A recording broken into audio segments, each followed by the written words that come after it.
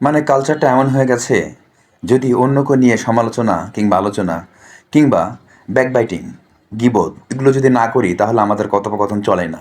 আপনার কিংবা আমার মধ্যে এমন কোনো সাবজেক্ট বা টপিক নেই যে টপিকের আলোকে আমরা দুজনে এক কাপ চায়ের এগেনস্টে 20 মিনিট কিংবা 30 মিনিট সময় নির্বাহ করতে পারি।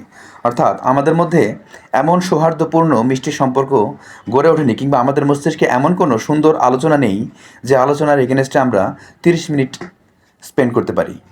এই 30 মিনিটের মধ্যে আরেকজন কী করলো না করলো, কিংবা তার খারাপ গুণাবলী কিংবা তার যত ভালো করা উচিত ছিল সেইগুলো নিয়ে আমরা ব্যস্ত হয়ে যাই।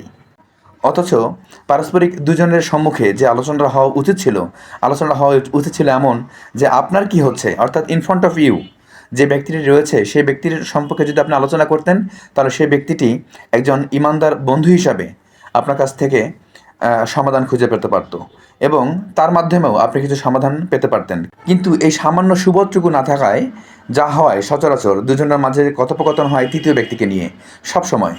ফলে যেটা হয়, আপনারা নিজেদের যেমন সেলফ ডেভেলপমেন্ট করতে পারেন না, ঠিক তেমনই ব্যাকবাইটিং অথবা গীবতের যে একটি বড় ধরনের পাপাচারে লিপ্ত হয়ে যাচ্ছেন দুজনেই, আপনারা সেটা খেয়ালই করছেন না।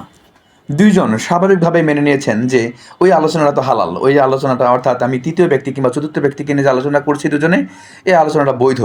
ইসলাম যে তাকে গীবতের অন্তর্ভুক্ত করেছে সে বিষয়ে আমাদের কোনো কনসার্নই নেই। দাওয়াত দিচ্ছি আপনাকে, আগামী রমজানের মধ্যেই আপনার চারিত্রিক পরিবর্তন আনুন। ধন্যবাদ।